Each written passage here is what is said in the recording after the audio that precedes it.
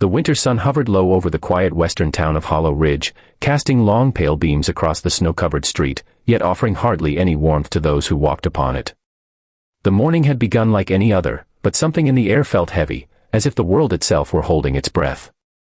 And that was when 7-year-old Mira Halston noticed the woman on the bench, an obese, lonely widow with soft, sorrowful eyes, holding 2 worn ragdolls against her chest as though they were the last pieces of her heart left unbroken.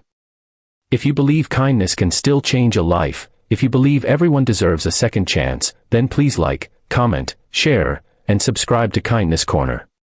And tell us in the comments, where are you watching from today? Mira tugged gently on her father's coat, but he was distracted by the errands he had planned. The day was supposed to be simple, a quick trip into town, a few supplies for Christmas morning, and then back to their warm cabin. But Mira kept looking back at the widow, her small face tight with concern. The woman's name, though Mira didn't know it yet, was Kira Duvall. And Kira had once been a woman known for her laughter, her strength, and her generosity. But life had a way of stealing the brightest things from people, sometimes all at once, leaving them wandering through a world that no longer resembled what they remembered. Kira had lost her husband, Alden, only 2 winters earlier. A fever had taken him swiftly, brutally, leaving no room for hope or farewell. Their small home had grown silent afterward, too silent for a woman who once stitched dolls while humming songs of summers long gone. She had tried to keep her hands busy, sewing bright yarn hair and cheerful painted eyes onto the little dolls that had once brought joy to every child in Hollow Ridge. But business had faded along with the season, and soon Kira found herself sewing not for customers, but for company. The dolls were all she had left of the warmth she used to carry. Now she sat on the town bench beneath daylight strung with golden lights, the festive decorations mocking her loneliness. Her shawl wrapped around her shoulders, but the cold of being forgotten seeped deeper than winter ever could.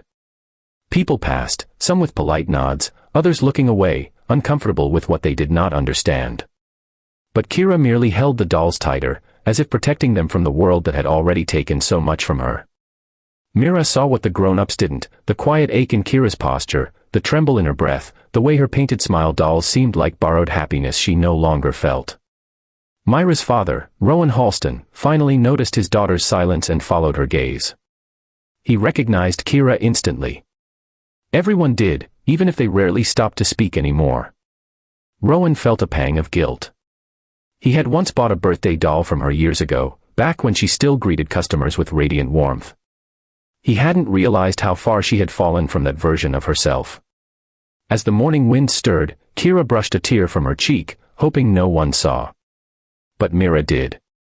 And that was when the little girl whispered the question that would alter the course of their Christmas forever. "Daddy, can we bring her home for Christmas?" The innocence of her request held no hesitation, no fear, only genuine compassion.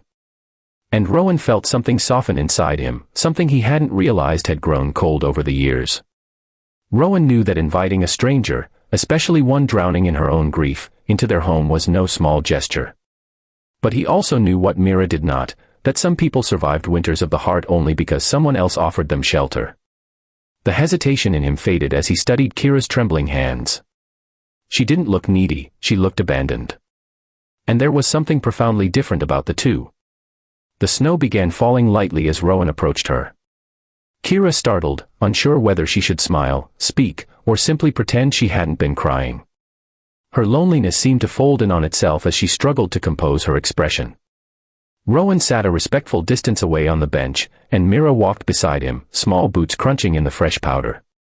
In that moment, something shifted in the air, an unspoken recognition that even strangers sometimes crossed paths for reasons bigger than themselves. Kira tried to apologize for her appearance, for taking up space, for existing too visibly in a world that often preferred people to suffer quietly. But Rowan gently assured her she owed no such apology. He asked how she'd been, though the answer was written across the lines of her tired face. Kira told them a little about Alden, about the home that felt too empty, and about how sewing the dolls kept her heart from completely breaking. Mira listened closely, not with pity, but with the pure empathy that only a child could offer. As the conversation continued, the warmth of something unexpected began to reach Kira, something she hadn't felt since before her husband's passing. It was the warmth of being seen. Not as a burden, not as a forgotten widow, but as a human being still worthy of belonging. Rowan took a breath, glancing at Mira. The little girl gave him a hopeful nod. And then, with a gentle sincerity, Rowan invited Kira to spend Christmas Day with them. No expectations, no pressure, simply a chance to share warmth, food, and company she'd been missing for far too long. Kira pressed a hand to her mouth, overwhelmed by the sudden kindness. The daylight shimmered against her tears, but for the first time in years, they weren't tears of grief alone.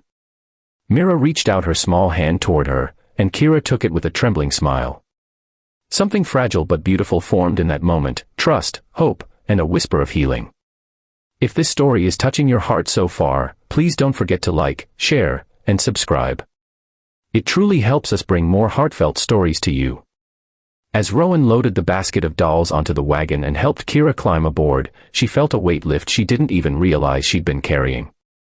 The road to their home sparkled under the pale winter sun, and for the first time in so long, Kira felt she wasn't walking it alone.